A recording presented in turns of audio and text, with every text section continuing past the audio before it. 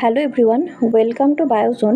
তো আজকের ক্লাসে আমরা দেখো WBCS প্রিলিমিনারি 2022 সালে তোমাদের বায়োলজি থেকে যে কোয়েশ্চেনগুলো এসেছিলো বায়োলজি এবং ইভিএস থেকে, সেটা নিয়ে আজকে আমরা এই ভিডিওতে ডিটেল ডিসকাশন করব। ঠিক আছে, তো তোমরা এর আগে আমি 2023 সালে WBCS এর প্রিলিমিনারি বায়োলজি এবং ইভিএসের কোয়েশ্চেনগুলো নিয়ে একটা ভিডিও করেছি।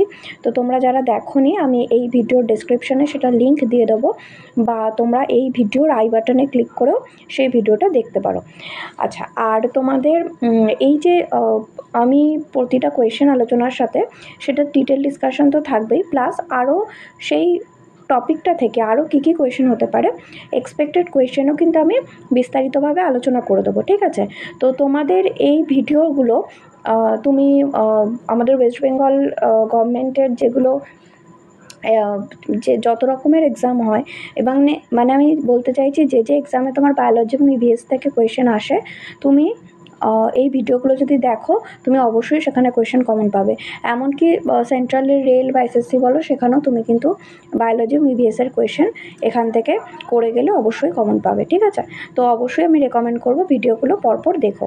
ঠিক আছে, তো চলো আজকের ভিডিওটা শুরু করি। দেখো কি বলছে প্রথম প্রশ্ন, বলছে the radio active element used in heart pacemaker is, হার্টের পেসমেকারে কোন তেজস্ক্রিয় উপাদান ব্যবহার করা হয়। ঠিক আছে, তো এক্ষেত্রে এটার আনসার হবে কি বলো তো, এটার আনসার হবে প্লুটোনিয়াম। ঠিক আছে, প্লুটোনিয়াম 238, প্লুটোনিয়াম 238 হচ্ছে এই আইসোটোপটা মেনলি হার্ট পেসমেকারে ইউজ করা হয়। ঠিক আছে, তো চলো আমরা এর সাথে আরও কিছু এক্সট্রা ইনফরমেশান আমি রেখেছি, একটু দেখে নিই। দেখো কিছু কিছু তেজস্ক্রিয় আইসোটোপ আছে যেগুলো বিভিন্ন মেডিকেল তার ইউজেস রয়েছে। ঠিক আছে, তার মধ্যে যেগুলো পরীক্ষায় রিপিটেডলি আসে আমি সেটাকেই রেখেছি। দেখো ইউরেনিয়াম, ইউরেনিয়াম তোমরা জানো 235, ইউরেনিয়াম 235 এটা আমরা জানি নিউক্লিয়ার পাওয়ার প্ল্যান্টে ফুয়েল হিসাবে ইউজ হয়, তাই তো।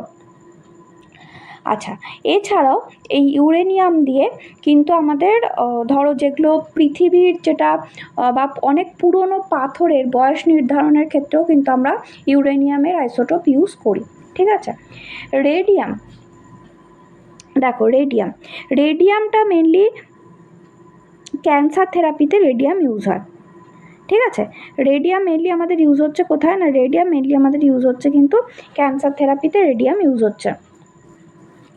এবার দেখো রেডিও অ্যাক্টিভ আয়োডিন, আচ্ছা আয়োডিন বলো তো, আমরা জানি কোন হরমোনের কাজের জন্য আমাদের আয়োডিন দরকার বলো তো, থাইরয়েড, থাইরয়েড গ্ল্যান্ডের কাজ করার জন্য বা থাইরয়েড হরমোনের ঠিকঠাকভাবে কার্যকারিতার জন্য আয়োডিন কিন্তু খুব এসেনশিয়াল একটা এলিমেন্ট।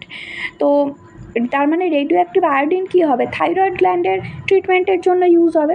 ঠিক আছে, আচ্ছা কোবাল্ট-60 এটা খুব কমন আসে, কোবাল্ট-60 এটাও কিন্তু তোমার ক্যান্সারে যে রেডিওথেরাপি দেওয়া হয় সেখানে ইউজ করা হয় কোবাল্ট-60। ঠিক আছে, তারপর দেখো সোডিয়াম, সোডিয়ামের রেডিও অ্যাক্টিভ আইসোটোপ দিয়ে কিন্তু মানে ব্লাড সার্কুলেশন, ঠিক আছে, ব্লাড সার্কুলেশন রিলেটেড স্টাডিতে ইউজ করা হয় এটা।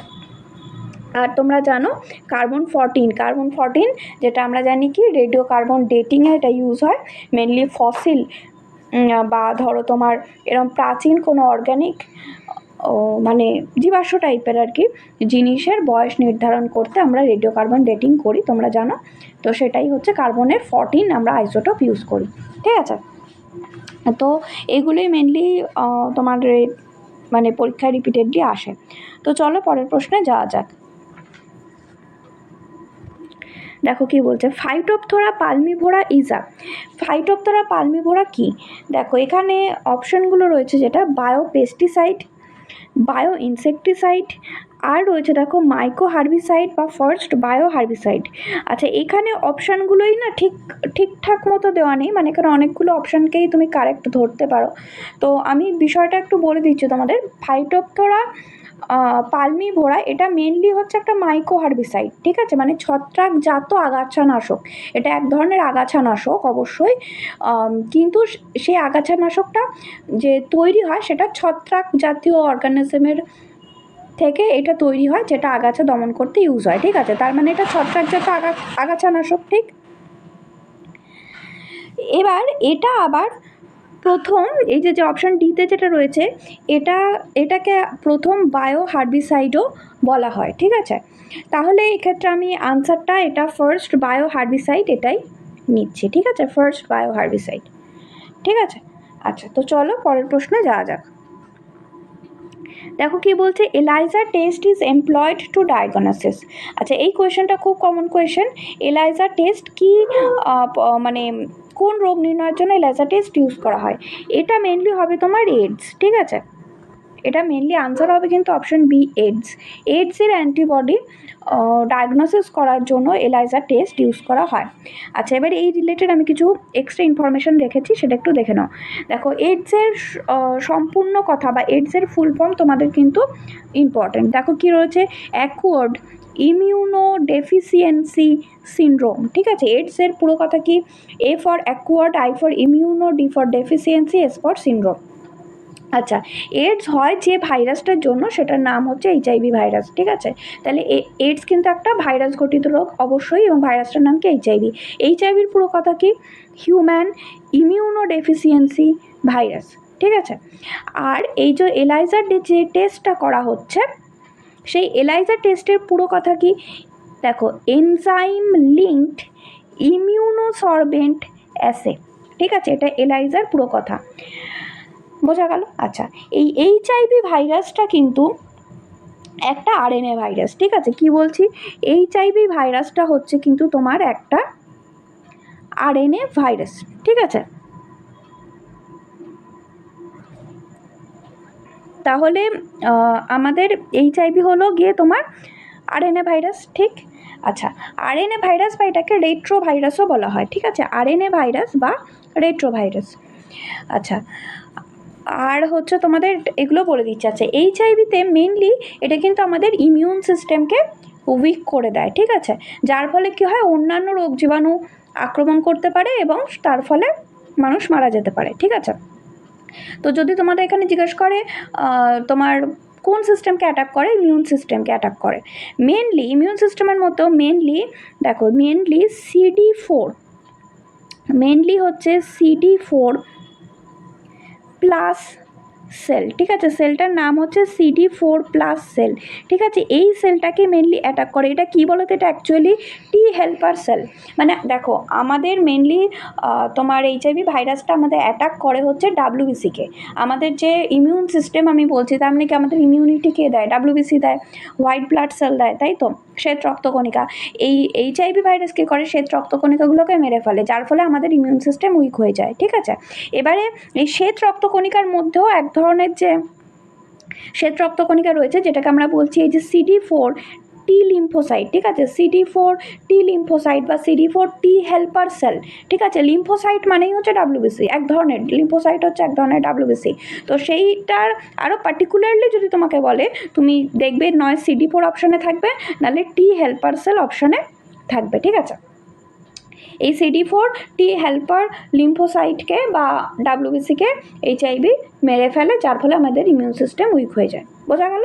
আচ্ছা আচ্ছা, এবার দেখো এখানে তোমাদের অপশানে ছিল, অপশানগুলো দেখো কী কী ছিল। দেখো, টিউবারকিউলোসিস ছিল, তাই তো, টিবি থেকে কয়েকটা ইম্পর্টেন্ট জিনিস রেখেছি। দেখো, টিবি কিন্তু একটা ব্যাকটেরিয়া ঘটিত রোগ, ঠিক আছে। টিবি কিন্তু হচ্ছে একটা ব্যাকটেরিয়া ঘটিত রোগ, এবং টিবির ব্যাকটেরিয়াটার নাম কি, দেখো, মাইকোব্যাকটেরিয়াম টিউবারকিউলোসিস। নামগুলো মাথায় রাখবে, ঠিক আছে। তাহলে এটা ব্যাকটেরিয়াল ডিজিজ, মাইকোব্যাকটেরিয়াম টিউবারকিউলোসিস।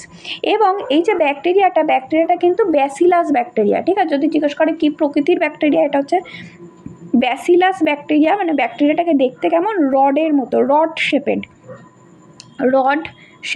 ঠিক আছে। এই রড শেপেড ব্যাকটেরিয়াকেই আমরা বলি ব্যাসিলাস ব্যাকটেরিয়া, ঠিক আছে। এটা তোমরা জানো, টিবি মেনলি আমাদের লাংকে, ফুসফুসকে অ্যাফেক্ট করে। এছাড়াও আমাদের অন্যান্য অর্গানকেও কিন্তু টিবি অ্যাফেক্ট করতে পারে, ঠিক আছে। যেমন ধরো কিডনি, আমাদের লিম্ফ নোড, আমাদের বোনস, এগুলোকেও কিন্তু টিবি এফেক্ট করতে পারে, ঠিক আছে। আচ্ছা, আর হচ্ছে টিবির জন্য খুব ইম্পর্টেন্ট, যেটা তোমরা জানো, এই যে দেখো, ম্যানটাউক্স টেস্ট। এটা হচ্ছে টিবি তোমার ডায়াগনোসিস টেস্ট বলতে পারো, বা স্ক্রিনিং টেস্ট। টিবির জন্য স্ক্রিনিং টেস্ট হচ্ছে যেটা মানে কমনলি ইউজ করা হয়, সেটা হচ্ছে এই ম্যানটাউক্স টেস্ট। তার থেকেও ইম্পর্টেন্ট যেটা হচ্ছে বিসিজি, এটা কিন্তু খুব ইম্পর্টেন্ট। বিসিজি পুরো কথা তোমাদের আসে ব্যাসিলাস ক্যালমেট গুয়েরিন, ঠিক আছে। ব্যাসিলাস ক্যালমেট গুয়েরিন এটা হচ্ছে ভ্যাকসিন যেটা টিবির এগেনস্টে দেওয়া হয়, ঠিক আছে। এটা হচ্ছে ভ্যাকসিন যেটা টিবির এগেনস্টে দেওয়া হয়। এবং এখানে বিজ্ঞানী এই যে ব্যাসিলাস এবং বিজ্ঞানী তোমার এটা আবিষ্কার করেছিলেন হচ্ছে ক্যালমেট এবং গুয়েরিন, ঠিক আছে। বিজ্ঞানী ক্যালমেট এবং গুয়েরিন এটা হচ্ছে আবিষ্কার করেছিলেন, তাদের নামানুসারেই হচ্ছে ব্যাসিলাস ক্যালমেট গুয়েরিন, ঠিক আছে। আর ব্যাসিলাস হচ্ছে ব্যাকটেরিয়াটা, যেটা বললাম ব্যাসিলাস ব্যাকটেরিয়া, ঠিক আছে। তাহলে এইটা হচ্ছে নামটা মাথায় রাখবে বিসিজি। আচ্ছা, আর তোমরা এটাও জানো নিশ্চয়ই টিবি হচ্ছে একটা এয়ারবর্ন ডিজিজ, মানে বায়ুর মাধ্যমে ছড়িয়ে পড়ে। আক্রান্ত ব্যক্তির হাঁচি কাশির মাধ্যমে বায়ুবাহিত হয়ে সেটা সুস্থ ব্যক্তির দেহে ব্যাকটেরিয়াটা চলে গিয়ে তোমার বা ছড়িয়ে পড়ে সুস্থ ব্যক্তিকে টিবি আক্রান্ত করতে পারে, ঠিক আছে। আচ্ছা, এবার তোমাদের আর কি ছিল দেখো অপশানে, আর অপশানে ছিল পোলিও ভাইরাস। তো পোলিও ভাইরাস তোমরা বুঝতেই পারছো এটা একটা ভাইরাস গঠিত রোগ, এবং ভাইরাসটার নাম কি পোলিও, ঠিক আছে। পোলিও বা পোলিও মাইলাইটিস, ঠিক আছে। অসুখটার নাম কি পোলিও মাইলিটিস, ঠিক আছে। কি নাম না পোলিও মাইলিটিস। তো এই অসুখটা করছে পোলিও ভাইরাস। পোলিও ভাইরাসও হচ্ছে কিন্তু আমার আরএনএ ভাইরাস, ঠিক আছে। পোলিও ভাইরাসও হচ্ছে কিন্তু আমার আরএনএ ভাইরাস। পোলিও ভাইরাস কিসের মাধ্যমে ছড়ায়? পোলিও ভাইরাস কিন্তু তোমার দূষিত খাবার এবং জলের মাধ্যমে পোলিও ভাইরাস ছড়ায়। পোলিও মেনলি আক্রমণ করে হচ্ছে আমাদের নার্ভাস সিস্টেমকে, আমাদের নার্ভাস সিস্টেম পোলিও দ্বারা আক্রান্ত হয়, ঠিক আছে। আচ্ছা, আর এবার দেখো পোলিও যেটা হচ্ছে ওপিভি মানে হচ্ছে ওরাল পোলিও ভ্যাকসিন, ঠিক আছে। এই ওপিভি আবিষ্কার করেছিলেন বিজ্ঞানী আলবার্ট সেবিন, ঠিক আছে। আলবার্ট সেবিন ইনি আবিষ্কার করেছিলেন। আর আইপিভি কি? আইপিভি হচ্ছে ইনঅ্যাক্টিভেটেড পোলিও ভ্যাকসিন। দেখো আইপিভি কি না, আইপিভি হচ্ছে ইনঅ্যাক্টিভেটেড পোলিও ভ্যাকসিন। এটা কে ডেভেলপ করেছিলেন? এটা ডেভেলপ করেছিলেন বিজ্ঞানী জোনাস সাল্ক, ঠিক আছে। তাহলে প্রথম এই আইপিভিটাই আবিষ্কৃত হয়েছিল। পরবর্তীকালে ওরাল পোলিও ভ্যাকসিন, যেটা আমাদের মুখে ড্রপ হিসাবে যে এখন দেওয়া হয় সেটা হচ্ছে ওপিভি, এটা পরবর্তীকালে আবিষ্কৃত হয়েছিল। বোঝা গেল? আচ্ছা, এই প্রসঙ্গে বলে রাখি তোমাদের, যদি তোমাদের এটা জিজ্ঞেস করে ফাদার অফ ভ্যাকসিনেশন বা ইমিউনোলজি, ফাদার অফ ভ্যাকসিনেশন আমরা কাকে বলি? আমরা বলি কিন্তু বিজ্ঞানী এডওয়ার্ড জেনারকে বলি, ঠিক আছে। কেন বলি না, তিনি 1796 খ্রিস্টাব্দে তিনি স্মল পক্সের ভ্যাকসিন প্রথম আবিষ্কার করেছিলেন, ঠিক আছে। কিসের আবিষ্কার করেছিলেন? স্মল পক্সের। সেই জন্যেই তাকে বলা হয় ফাদার অফ ভ্যাকসিনেশন বা ইমিউনোলজি, ঠিক আছে। আচ্ছা, আর কি দেখো অপশানে কি ছিল? অপশানে আরেকটা ছিল ক্যান্সার। ক্যান্সার সম্পর্কে আমরা একটু জেনে নিই ইম্পর্টেন্ট জিনিসগুলো। দেখো অঙ্কোলজি, তোমরা জানো ক্যান্সারের স্টাডিকে বলা হয় অঙ্কোলজি, তাই তো। ক্যান্সার রিলেটেড পড়াশোনাকে বা অধ্যয়নকে আমরা কি বলি? অঙ্কোলজি। আচ্ছা, তো ক্যান্সারে কি হয় তোমরা জানো? আনকন্ট্রোলড বা অ্যাবনর্মাল সেল ডিভিশন হয়, তাই তো। অ্যাবনর্মাল সেল ডিভিশন হয়ে সেখানে একটা টিউমার তৈরি হয়ে যায়। আচ্ছা, আর হচ্ছে দেখো কার্সিনোজেনও তোমরা জানো। কার্সিনোজেন কি? ক্যান্সার কজিং এজেন্টকে আমরা কার্সিনোজেন বলি। কার্সিনোজেন বিভিন্ন রকম হতে পারে, সেটা ফিজিক্যাল কার্সিনোজেনও হতে পারে, যেমন ধরো এই যে ইউভি রেডিয়েশন বা যে বিভিন্ন ধরনের রেডিয়েশনগুলো আমাদের ক্যান্সার তৈরি করে সেগুলোকে আমরা বলি ফিজিক্যাল কার্সিনোজেন, বা কেমিক্যাল কার্সিনোজেনও হতে পারে, তাই তো। বিভিন্ন রকম কেমিক্যাল যেগুলো ক্যান্সার তৈরি করে, তো এই ক্যান্সার কজিং এজেন্টকে আমরা বলছি কার্সিনোজেন। আচ্ছা, মেটাস্টেসিস। দেখো মেটাস্টেসিস বিষয়টা কি? ক্যান্সার যে ছড়িয়ে পড়ে, তোমরা জানো ক্যান্সার একটা জায়গায় হওয়ার পরে সেটা দেহের বিভিন্ন জায়গায় ছড়িয়ে পড়ে। এই যে spread of cancer cell from one part of the body to another, মানে বডির একটা অংশ থেকে আরেকটা অংশে ক্যান্সার সেলের যে ছড়িয়ে পড়া, এটাকে আমরা বলছি মেটাস্টেসিস, ঠিক আছে।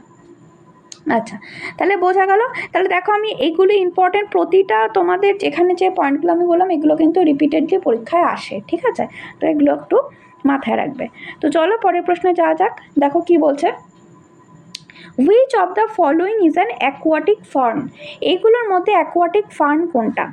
আচ্ছা, দেখো এক্ষেত্রে আনসার হবে স্যালভিনিয়া, ঠিক আছে। স্যালভিনিয়া হচ্ছে আনসার হবে, এটা হচ্ছে একটা অ্যাকোয়াটিক ফার্ন। বাকি যেগুলো রয়েছে ধরো তোমার এই যে অ্যাডিয়েন্টাম, বলো বা ড্রায়োপটেরিস বলো বা ধরো তোমার ইকুইজিটাম বলো, এগুলো সবগুলোই হচ্ছে টেরেস্ট্রিয়াল, কিন্তু এরা স্থলে থাকে। ঠিক আছে, আরও দুটো তোমাদের অ্যাকোয়াটিক ফার্নের আমি এক্সাম্পল বলে দিই। একটা হচ্ছে অ্যাজোলা আর একটা হচ্ছে মার্সিলিয়া। ঠিক আছে, অ্যাজোলা এবং মার্সিলিয়া এই দুটো অ্যাকোয়াটিক ফার্ন হিসাবে তোমরা মনে রাখতে পারো। আচ্ছা, এবার এই রিলেটেড আরও কিছু কোয়েশ্চেন আমি তোমাদের এখানে রেখেছি।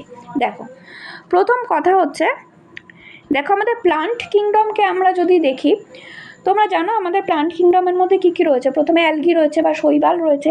অ্যালগি বা শৈবালকে আমরা কী বলি বলো তো? থ্যালোফাইটা বলি, তাই তো?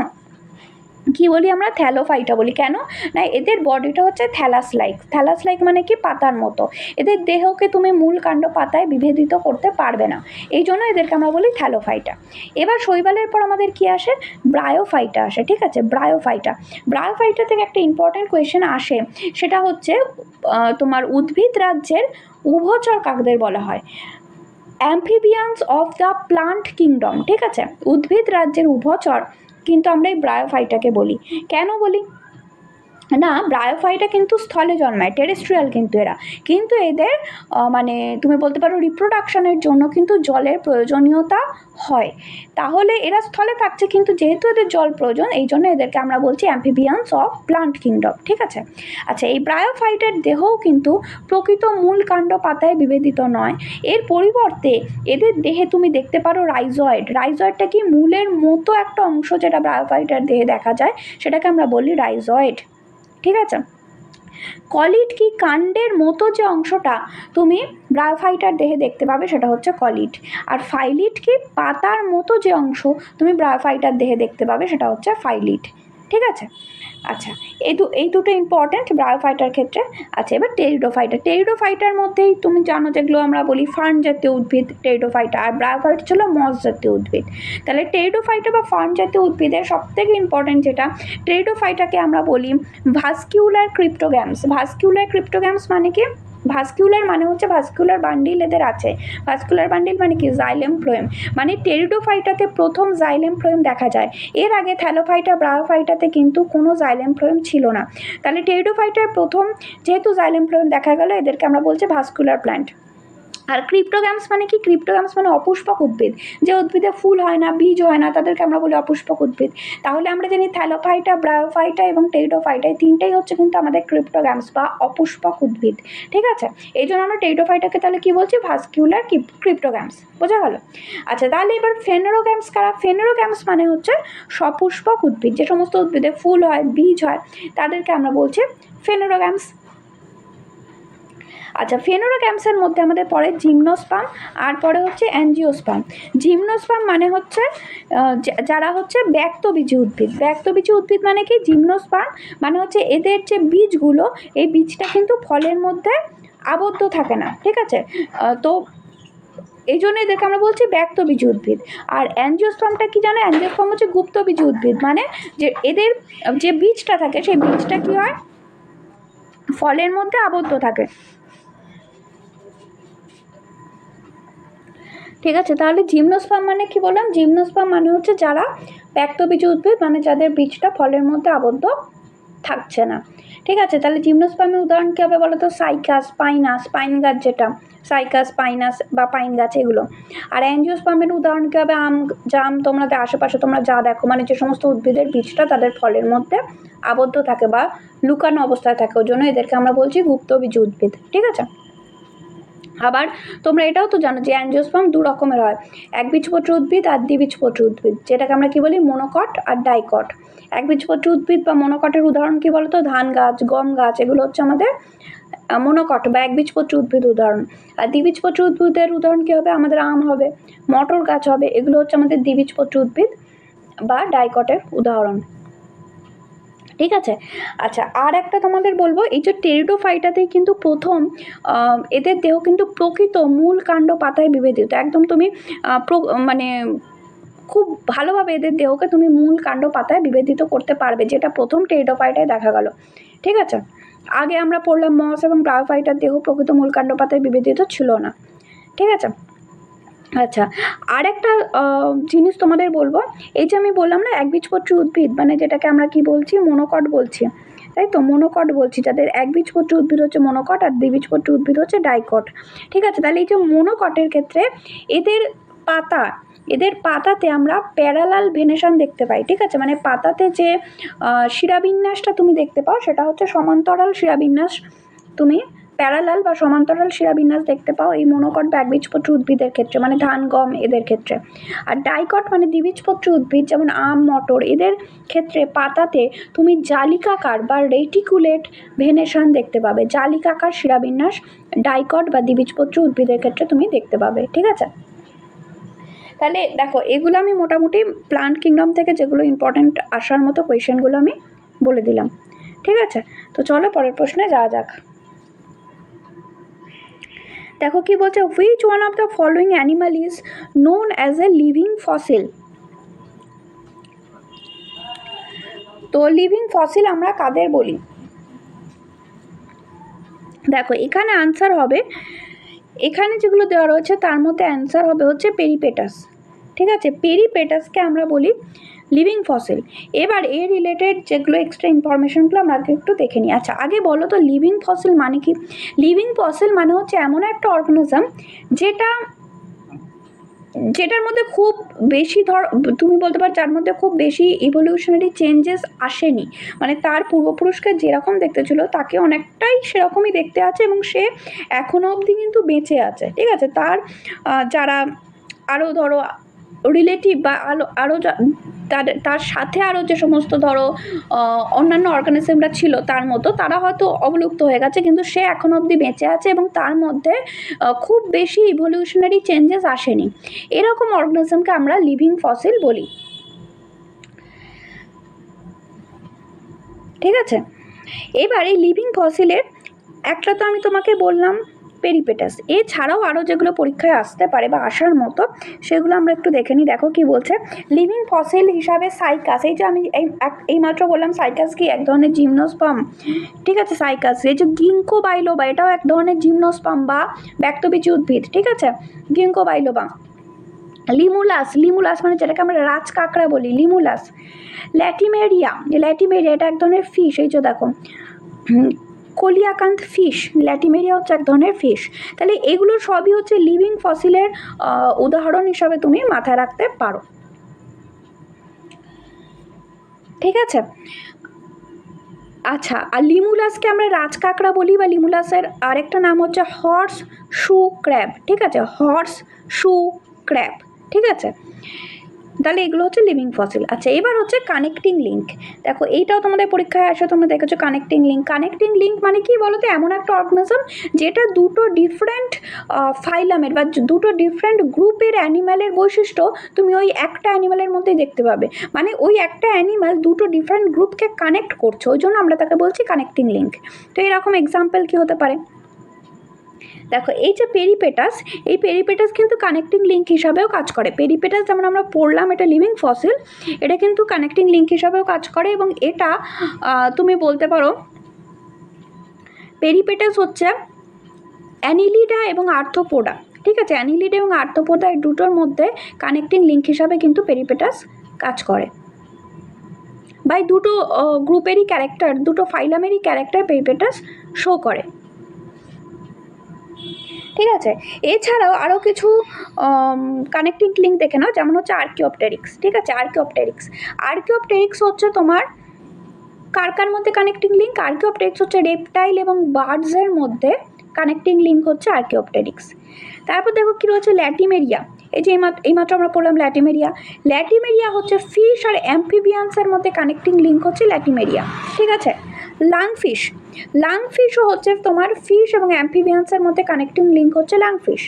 আরেকটা রয়েছে যেটা দেখো ডাক বিল্ড প্ল্যাটিপাস, এটা হচ্ছে রেপটাইলস এবং ম্যামালসের মধ্যে একটা কানেক্টিং লিঙ্ক হচ্ছে প্ল্যাটিপাস। ঠিক আছে, এই প্ল্যাটিপাসকে কিন্তু আমরা এগ লেইং ম্যামালও বলি, মানে এমন একটা স্তন্যপায়ী প্রাণী যে ডিম পারে, এগ লেইং ম্যামালও কিন্তু আমরা প্ল্যাটিপাসকে বলি। ঠিক আছে, তাহলে দেখো এই উদাহরণগুলো কিন্তু মোটামুটি পরীক্ষায় তোমরা দেখতে পাও, তো আসে এখান থেকে কোয়েশ্চেন, তো ভালো করে এটা মাথায় রাখো। আচ্ছা এছাড়া আমি এখানে আরও কয়েকটা জিনিস বলে দিই। দেখো তোমার এখানে যেটা অপশানে ছিল এই যে অ্যামিবা তোমরা জানো অ্যামিবার ফাইলাম কি বলতো, অ্যামিবা কিন্তু পড়ে ফাইলাম প্রোটোজোয়ার মধ্যে, তাই তো অ্যামিবা ফাইলাম হচ্ছে প্রোটোজোয়া। কিংডম প্রোটিস্টা, যেটা আমরা জানি যে 5 কিংডম ক্লাসিফিকেশন, যেটা আমাদের হুইটেকার দিয়েছিলেন।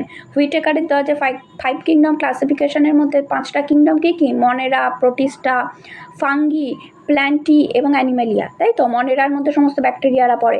প্রোটিস্টার মধ্যে পড়ে প্রোটোজোয়া।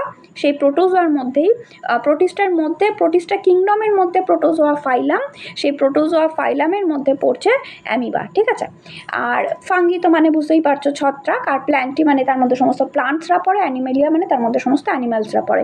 এটা ইম্পর্টেন্ট যে বিজ্ঞানী হুইটেকার 5 কিংডম ক্লাসিফিকেশন দিয়েছিলেন, এটা কিন্তু ইম্পর্টেন্ট কোয়েশ্চেন, ঠিক আছে। আচ্ছা, প্রন তোমরা জানো, প্রন হচ্ছে তোমার পড়বে আর্থ্রোপোডার মধ্যে, তাই তো। আচ্ছা, এরপর হচ্ছে অ্যাপেল স্নেল তোমরা জানো এর ফাইলাম কি হবে, মোলাস্কা। স্নেল সমস্ত মোলাস্কের মধ্যে পড়ে, এটার মধ্যে হবে, ঠিক আছে। তো চলো পরের প্রশ্নে যাওয়া যাক।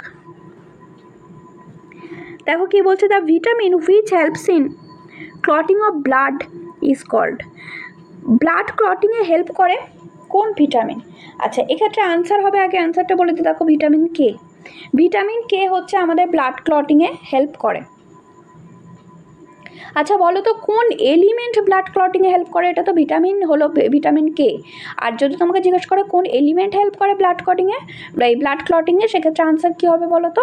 সেক্ষেত্রে তোমার আনসার হবে ক্যালসিয়াম, Ca2+, যেটাকে আমরা বলি Ca2+ বা ক্যালসিয়াম আর কি মেনলি, যেটা সেই ক্যালসিয়ামকে হচ্ছে আমাদের ব্লাড ক্লটিংয়ে হেল্প করে। আচ্ছা, ভিটামিন তোমরা জানো খুব ইম্পর্টেন্ট একটা টপিক। তো ভিটামিন থেকে মেনলি তোমরা কেমিক্যাল নাম এবং তার ডেফিসিয়েন্সির জন্য কি ডিজিজ হয়, এটা আমি একটা টেবিল ফর্মে দিয়ে দিয়েছি, আমরা একবার দেখে নিই। আর এছাড়াও তোমরা ভিটামিনের সোর্সগুলোও পারলে দেখে রেখো, ঠিক আছে, মানে কোন খাবার থেকে আমরা ভিটামিনটা পাই। আচ্ছা, তো দেখো এখানে টেবিলটা দেখো, আমি টেবিল ফর্মে দিয়ে দিয়েছি, তোমাদের সুবিধা হবে। দেখো ভিটামিন এ আমরা জানি আমরা মেনলি গাজর থেকে পাই, ক্যারট থেকে আমরা ভিটামিন এ পাই প্রচুর। ভিটামিন এর কেমিক্যাল নাম কি দেখো, রেটিনল। ভিটামিন এর কেমিক্যাল নাম হচ্ছে রেটিনল। ভিটামিন এর ডেফিসিয়েন্সি বা অভাবজনিত রোগের নাম কি দেখো, নিকট্যালোপিয়া মানে হচ্ছে নাইট ব্লাইন্ডনেস, যেটা রাতকানা রোগ আমরা বাংলায় বলি। তো সেটা হচ্ছে ভিটামিন এর ডেফিসিয়েন্সি ডিজিজ। এছাড়া দেখো কি রয়েছে, জেরপ্থ্যালমিয়া মানে হচ্ছে চোখ শুকিয়ে যাওয়া, ঠিক আছে। এই দুটো হচ্ছে আমাদের ভিটামিন এর। ভিটামিন সি দেখো, ভিটামিন সি হচ্ছে অ্যাসকর্বিক অ্যাসিড, কেমিক্যাল নামগুলো খুব ইম্পর্টেন্ট, অ্যাসকর্বিক অ্যাসিড। আচ্ছা, ভিটামিন সি আমরা মেনলি না টক জাতীয় ফল থেকে প্রায় পাই, মানে ধরো সাইট্রাস ফুড, যেমন ধরো বিভিন্ন লেবু, আমলা, এগুলো যেন টক জাতীয় ফল থেকে আমরা ভিটামিন সি পাই। ভিটামিন সি ডেফিসিয়েন্সি ডিজিজের নাম কি, স্কারভি, মানে দাঁতের মাড়ি, যেটা মাড়ি ফুলে যাওয়া, মাড়ি থেকে রক্তক্ষরণ, এটা হচ্ছে স্কারভি। ভিটামিন ডি, আচ্ছা ভিটামিন ডিকে কিন্তু আমরা কি বলি বলো তো, ভিটামিন ডিকে আমরা বলি সানশাইন ভিটামিন আমরা ভিটামিন ডিকে বলি। কেন বলি বলো তো, না ভিটামিন ডি কিন্তু আমাদের স্কিনে, যে সানলাইট পড়লে আমাদের স্কিনে ভিটামিন ডি তৈরি হতে পারে। ভিটামিন ডির কেমিক্যাল নাম কি বলো তো, ক্যালসিফেরল। ভিটামিন ডি এর কেমিক্যাল নাম ক্যালসিফেরল, মানে এটা দু ধরনের হয়, আর্গো ক্যালসিফেরল এবং কোলে ক্যালসিফেরল। তো ভিটামিন ডি এর কেমিক্যাল নাম হচ্ছে ক্যালসিফেরল। ভিটামিন ডি এর অভাবজনিত রোগ কি, সেটা হচ্ছে রিকেটটা হয় বাচ্চাদের ক্ষেত্রে, চিলড্রেনদের ক্ষেত্রে রিকেট, এবং অস্টিওম্যালেশিয়া হচ্ছে অ্যাডাল্টদের ক্ষেত্রে হচ্ছে। এগুলো কি বলতো, রিকেট বা অস্টিওম্যালেশিয়া, হাড় কমজোর হয়ে যায়। আমাদের ভিটামিন ডি মেনলি আমাদের দাঁত, হাড়, এগুলোকে ভালো রাখতে হেল্প করে, ঠিক আছে। আচ্ছা, এরপর হচ্ছে চলে আসা হচ্ছে ভিটামিন ই। ভিটামিন ইকে আমরা কেমিক্যাল নাম কি, টোকোফেরল। ভিটামিন ইর কেমিক্যাল নাম হচ্ছে টোকোফেরল। ভিটামিন ইকে মেনলি মাথায় রাখবে, ভিটামিন ইর অভাবের ফলে বন্ধ্যাত্ব বা স্টেরিলিটি দেখা যায়, মানে বিভিন্ন রিপ্রোডাক্টিভ প্রবলেম হয়। তো ভিটামিন ইকে এই জন্য অ্যান্টি স্টেরিলিটি ভিটামিনও কিন্তু বলা হয়। ভিটামিন ই অ্যান্টিঅক্সিডেন্ট হিসাবেও কিন্তু কাজ করে, ঠিক আছে।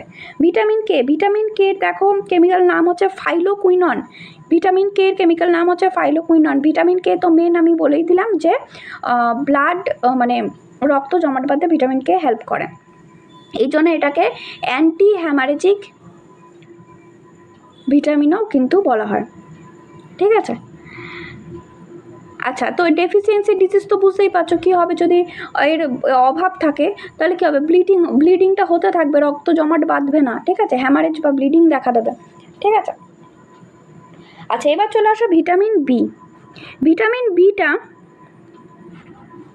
ভিটামিন বি এর জানো, ভিটামিন বি আসলে একটা কমপ্লেক্স, ভিটামিন বির আন্ডারে অনেকগুলো ভিটামিন রয়েছে, তার মধ্যে আমি যেগুলো ইম্পর্টেন্ট সেগুলো বলে দিচ্ছি। দেখো, ভিটামিন এ, ভিটামিন এর কেমিক্যাল নাম হচ্ছে থাইমিন, এবং এর অভাবজনিত রোগ হচ্ছে থাইমিন বা থিয়ামিন যেটা বলো, এবং এর অভাবজনিত রোগ হচ্ছে বেরিবেরি, খুব important. Vitamin B two, vitamin B টুর কেমিক্যাল নাম কি, রাইবোফ্লাভিন, কেমিক্যাল নামগুলো খুব ইম্পর্টেন্ট, এবং এর অভাবজনিত রোগ হচ্ছে চিলোসিস। চিলোসিস মানে ধরো এই যে দেখবে আমাদের ঠোঁটের ভেতরের দিকে অনেক সময় ফুসকুড়ি টাইপের হয়, খুব ব্যথা হয়, সাদা সাদা টাইপের, ওটা হচ্ছে চিলোসিস। হ্যাঁ, তো এবার দেখো vitamin B three, vitamin B three হচ্ছে কেমিক্যাল নাম হচ্ছে নিয়াসিন, এবং এর অভাবজনিত রোগ হচ্ছে পেলেগ্রা। ভিটামিন বি ফাইভের কেমিক্যাল নাম কি, pantothenic acid. Vitamin B nine, এর কেমিক্যাল নাম হচ্ছে ফোলিক অ্যাসিড, এবং এর অভাবজনিত রোগ হচ্ছে মেগালোব্লাস্টিক অ্যানিমিয়া, ঠিক আছে। ভিটামিন বি নাইন এই জন্য প্রেগনেন্সিতে মানে দেওয়া হয় ভিটামিন বি নাইন, ঠিক আছে। ভিটামিন বি টুয়েলভ, দেখো ভিটামিন বি টুয়েলভ হচ্ছে, এর কেমিক্যাল নাম হচ্ছে কোবালামিন বা সায়ানো কোবালামিন ও বলা হয়, এবং এর অভাবজনিত অসুখটা হচ্ছে দেখো অ্যানিমিয়া, এই অ্যানিমিয়াটার নাম কি, পার্নিসিয়াস অ্যানিমিয়া। আচ্ছা, যদি এটা বলে ভিটামিন বি টুয়েলভে কোন এলিমেন্ট থাকে, সেটা হচ্ছে কোবাল্ট, ঠিক আছে, যে সায়ানো কোবালামিন, কোবালামিন মানে কোবাল্ট থাকছে, কোবাল্ট কন্টেনিং ভিটামিন, ঠিক আছে, এটাও কিন্তু আসে। তাহলে মোটামুটি আমি তোমাদের ভিটামিনটা বলে দিলাম, ঠিক আছে। তো চলো পরের প্রশ্নে যাওয়া যাক। দেখো কি বলছে, what is the chromosome number in human ovum. Human ওভামের ক্রোমোজোম নাম্বার কত? আচ্ছা, এক্ষেত্রে হিউম্যান ওভাম তোমরা জানো, যে কোনো ধরো ওভাম বলো বা স্পাম বলো, মানে যেগুলো গ্যামেট রয়েছে আমাদের, গ্যামেটে আমাদের ক্রোমোজোম নাম্বার কি হয়, তো আমাদের হ্যাপ্লয়েড দেখা যায়, ঠিক আছে, হ্যাপ্লয়েড বা এন হয়। আর আমাদের যেটা বডি মানে দেহকোষ যেটা বা মানে তোমার যেটা সোম্যাটিক সেল বা দেহকোষে আমাদের কিন্তু ক্রোমোজোম সংখ্যা কত হয়, ডিপ্লয়েড বা 2n হয়, তাই তো। মানে আমাদের দেহকোষে ক্রোমোজোম সংখ্যা যদি 46টা হয়, মানে 23 জোড়া হয়, সেটা আমাদের গ্যামেটে মানে হচ্ছে ওভাম বা স্পামে আমাদের কিন্তু সেটা হয়ে যাবে 23টা, ঠিক আছে। তাহলে আমাদের এখানে যে বলছে না ওভামে কটা থাকে ক্রোমোজোম সংখ্যা, কিন্তু ওভামে হচ্ছে 23টা। তো এখানে দেখো সেটা আমাদের অপশানে নেই, জন্য আমরা অপশান করছি এখানে নান অফ দ্য অ্যাবাভ, আমরা নান অফ দ্য অ্যাবাভ করছি এখানে অপশানে, ঠিক আছে। তো আমাদের এক্ষেত্রে অ্যান্সারটা কী হবে, অ্যান্সার হবে কিন্তু আমাদের অ্যান্সার কিন্তু এখানে আমাদের হবে 23টা, ঠিক আছে। আনসার আমাদের এখানে হবে 23, 23টা ক্রোমোজোম, ঠিক আছে, 23টা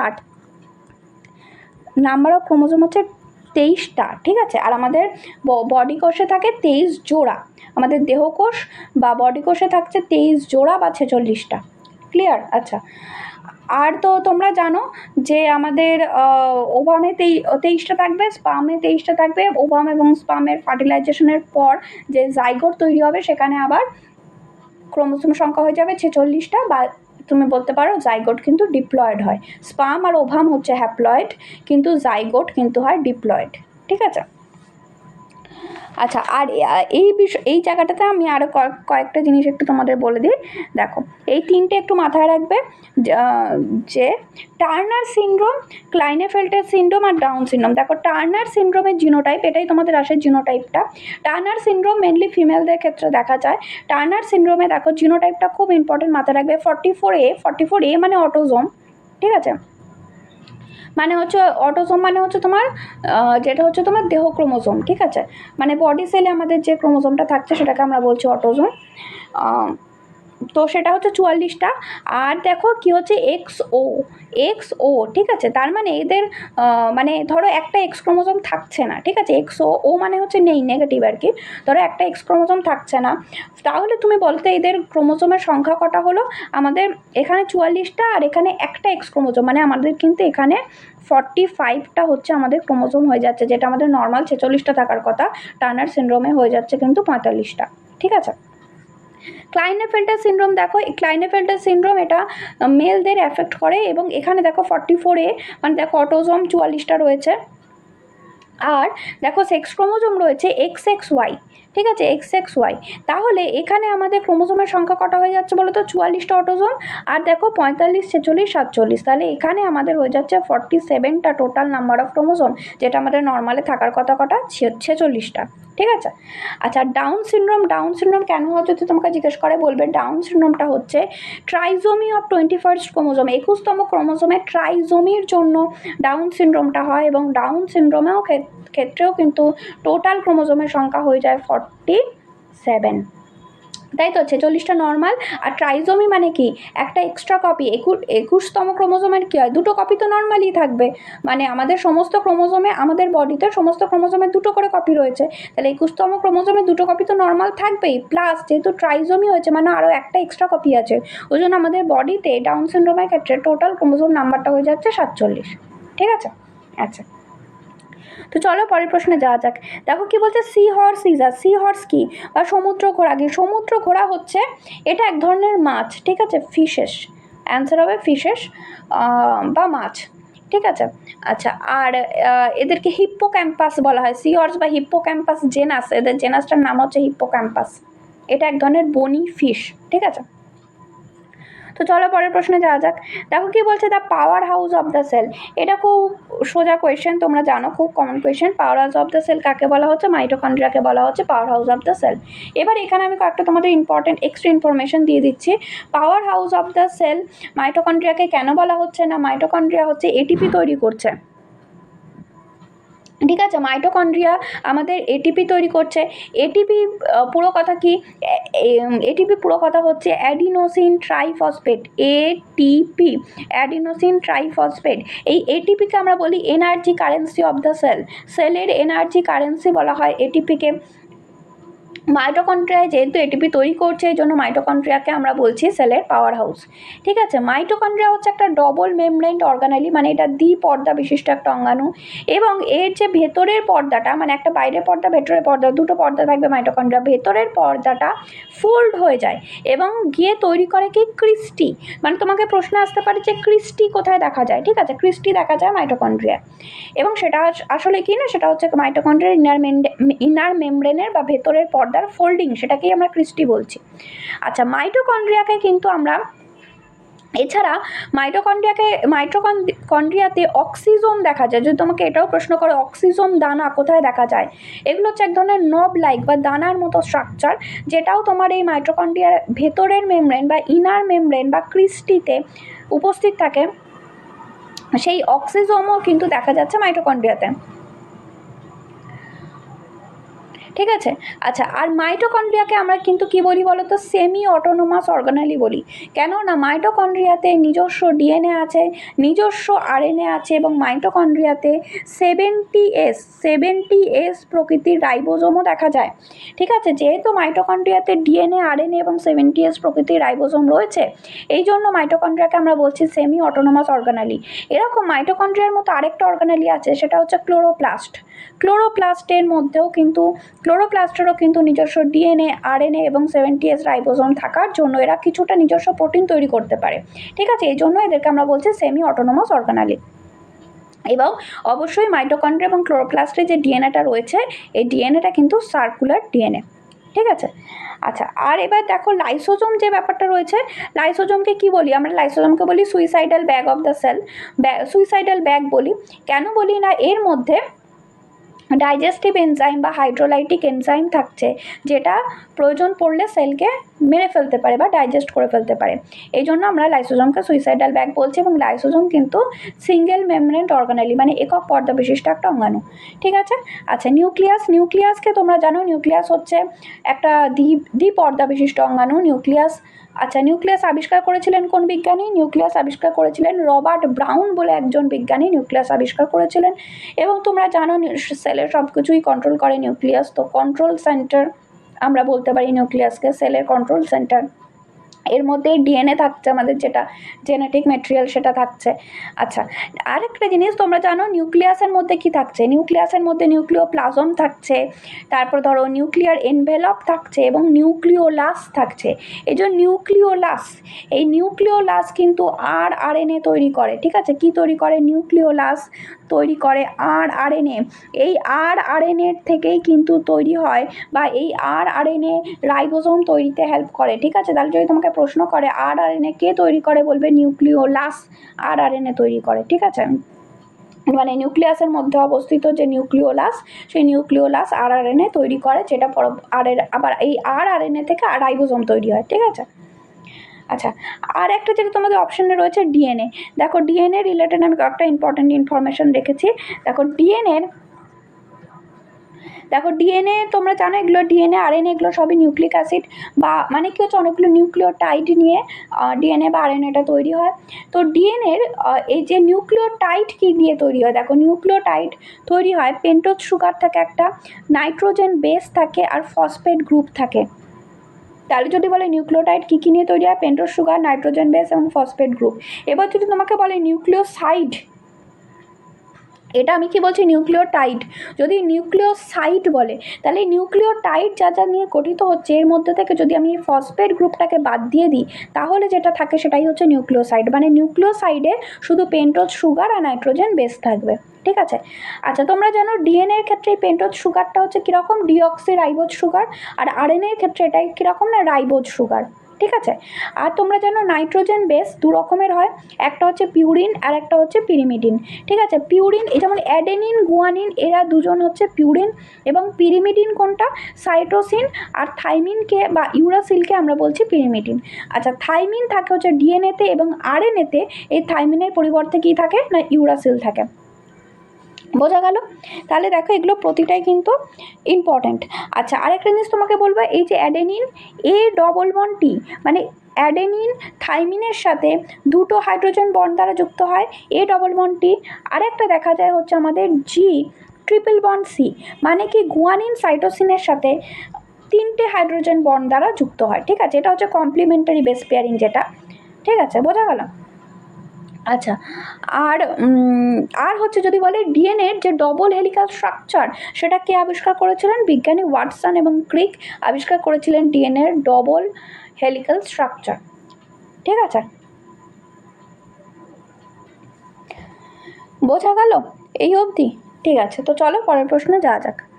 দেখো কি বলছে, which metal is present in haemoglobin, হিমোগ্লোবিনের মধ্যে কোন ধাতু থাকে।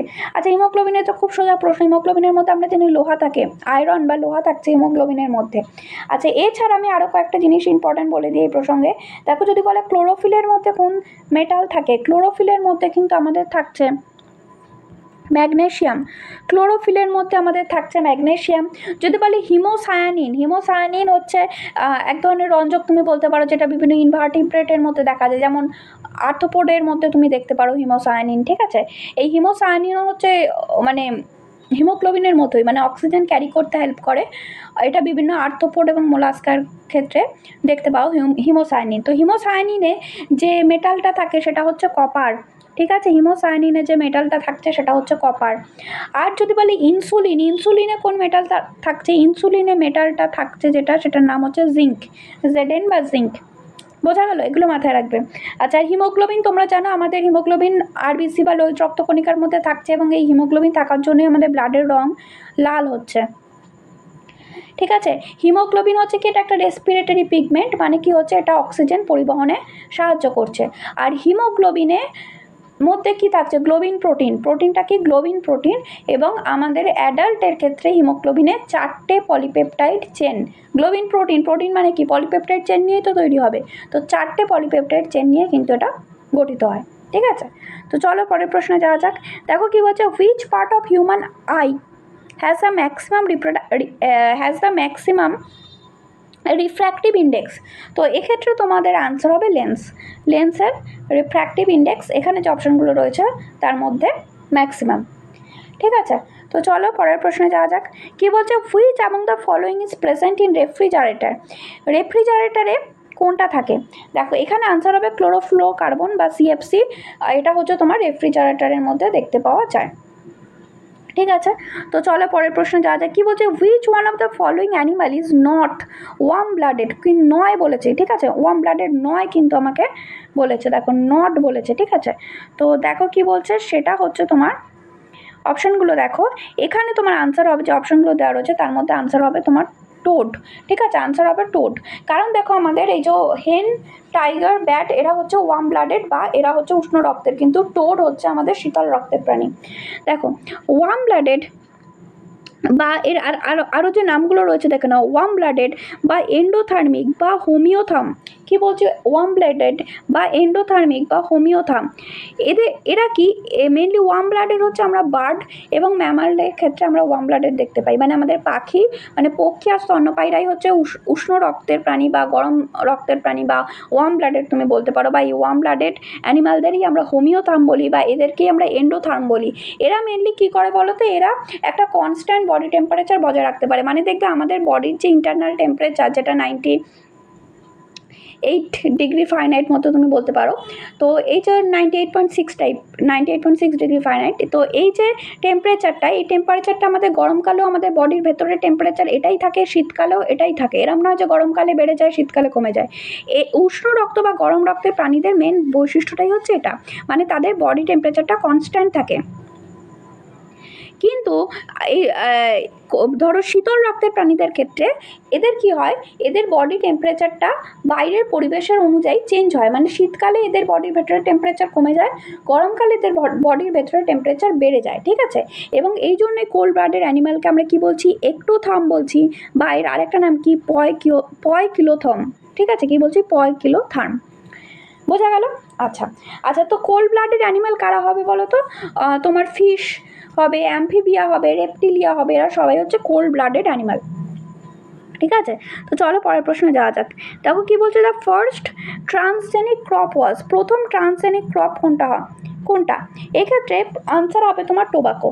টোবাকো হচ্ছে প্রথম ট্রান্সজেনিক ক্রপ। আচ্ছা এই রিলেটেড আমি তোমাদের কয়েকটা জিনিস বলে দিই। দেখো যদি বলে প্রথম ট্রান্সজেনিক ক্রপ, আনসার হবে টোবাকো। যদি বলা হয় প্রথম ট্রান্সজেনিক ক্রপ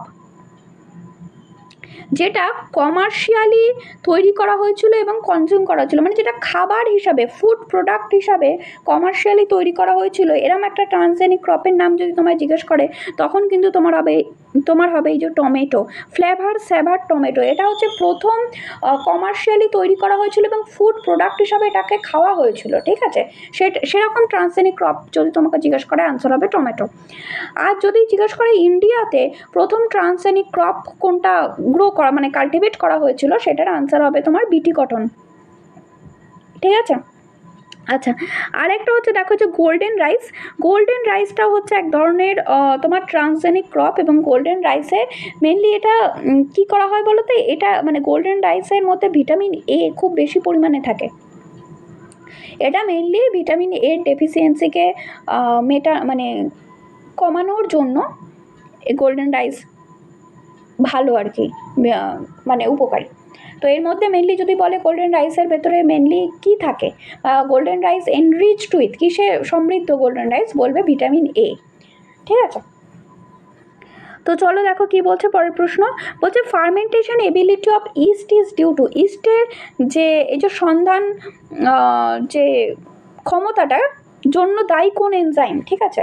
তো এক্ষেত্রে তোমার আনসার হবে জাইমেজ, ঠিক আছে, আনসার হবে তোমার জাইমেজ। এবার দেখো কি হয়, অ্যালকোহলিক ফার্মেন্টেশন বিষয়টা কি, যখন গ্লুকোজকে অক্সিজেনের অনুপস্থিতিতে, ফার্মেন্টেশন মানেই হবে সেখানে অক্সিজেনের অনুপস্থিতি, মানে হচ্ছে অ্যানারোবিক কন্ডিশন, ঠিক আছে, অক্সিজেনের অনুপস্থিতিতে গ্লুকোজের ধরো ফার্মেন্টেশন হয়, এবং এই ইস্টের উপস্থিতিতে যেটা হয় সেটা হচ্ছে অ্যালকোহলিক ফার্মেন্টেশন, মানে কি হয়, গ্লুকোজ থেকে তৈরি হয় ইথাইল অ্যালকোহল তৈরি হয় বা ইথানল তৈরি হয়, আর কি তৈরি হয় এর সাথে কার্বন ডাইঅক্সাইড তৈরি হয়, আর কিছুটা এনার্জি তৈরি হয়, এইটাকে আমরা অ্যালকোহলিক ফার্মেন্টেশন বলছি, যেটাতে জাইমেজ উৎসেচক হেল্প করে ইস্টকে, ঠিক আছে। তো বোঝা গেল। আচ্ছা তো চলো, এটা মেনলি ধরো যে এটা কিসে মানে ইউজ হয় বলো তো, প্র্যাকটিক্যালি যে আমাদের বিভিন্ন কেক তৈরি হয়, কেক, পাউরুটি, যেগুলো বিভিন্ন রকমের ওয়াইন, এই সমস্ত তৈরিতে এটা ইউজ হয়, এই ফার্মেন্টেশন, অ্যালকোহলিক ফার্মেন্টেশন ইউজ হয়, ঠিক আছে। তো চলো পরের প্রশ্নে যাওয়া যাক। দেখো কি বলছে, ornithology is the study of, ornithology কিসের স্টাডি, বার্ড, ঠিক আছে, পক্ষী বিষয়ক স্টাডিকে আমরা বলি অর্নিথোলজি, এটা তো তোমরা জানোই। আচ্ছা, পরের প্রশ্ন দেখো কি বলছে, earliest fossil remains of archaic homo sapiens has been found in, মানে বলছে নিম্নলিখিত কোন স্থানে প্রাচীন হোমোস্যাপিয়েন্সের জীবাশ্ম আবিষ্কৃত হয়েছিল। তো এক্ষেত্রে আনসার হবে তোমার নর্মদা ভ্যালি, নর্মদা ভ্যালি হবে আনসার, ঠিক আছে। আচ্ছা, তো চলো আমাদের পরের প্রশ্ন, হ্যাঁ, এবং এটাই হচ্ছে আমাদের লাস্ট প্রশ্ন। দেখো কি বলছে, which of the following isotope is used in dating archaeological finding. এটা দেখো আমি অলরেডি যখন এক্সট্রা ইনফরমেশন বলেছি তখন আমি বলে দিয়েছি, এক্ষেত্রে আনসার কী হবে, প্রত্নতাত্ত্বিক উপাদানের বয়স নির্ণয় করতে কোন আইসোটোপ ব্যবহার করা হয়, এটা আমরা ইউজ করি C14, ঠিক আছে, বা যেটা রেডিও কার্বন ডেটিং C14 বা কার্বন 14 আমরা ইউজ করি, ঠিক আছে। তাহলে বোঝা গেল।